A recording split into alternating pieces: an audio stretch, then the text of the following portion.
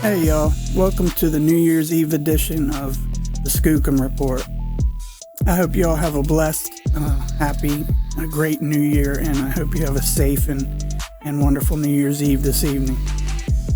Tonight's Bigfoot encounter story is a secondhand story. It comes to me from a friend in Pennsylvania, a young lady named Leah Taylor, and I want to thank her for sending me this.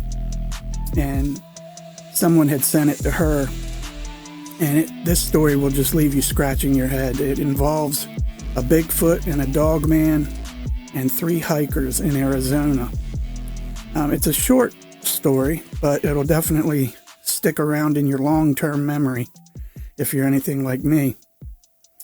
Now, it goes like this. A man in Arizona was hiking with 2 women when he came across what appeared to be a Sasquatch stepping out from behind a tree. And then another creature appeared. He said it looked like some type of dog creature that stood on 2 legs. Now, he said, I assume that's what people call the Dogman. He then witnessed them communicating and making hand gestures.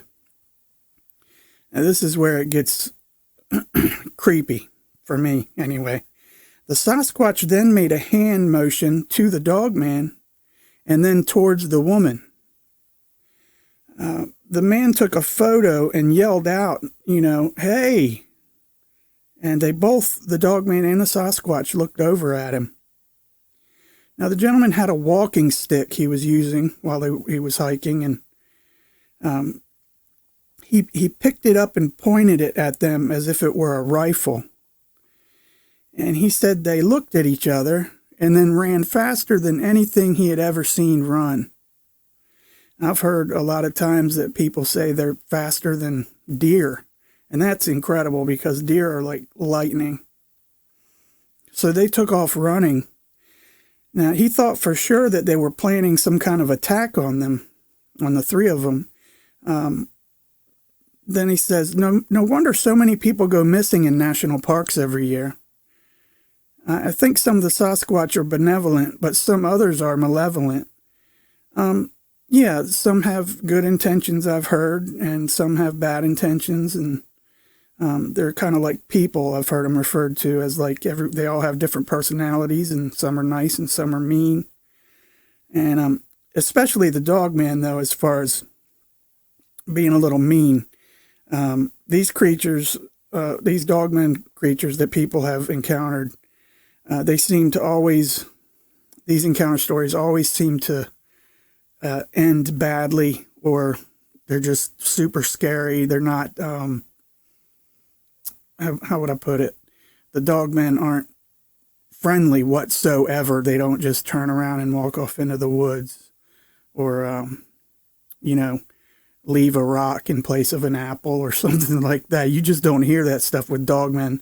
The Beast of LBL story, I heard that the other night again.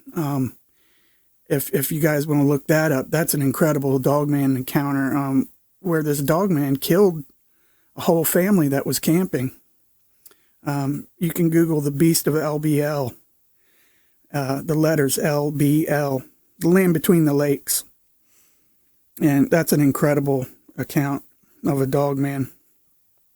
And there's records to prove that.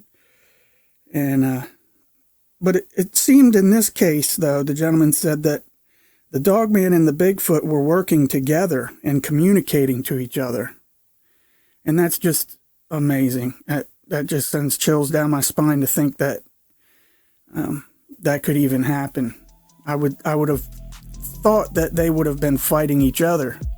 I've heard a lot of stories where people have come across them, seeing them fighting. And I don't know that they would work together and share food. I just don't know. But, if it happened, it happened. And if it did, that's incredibly crazy.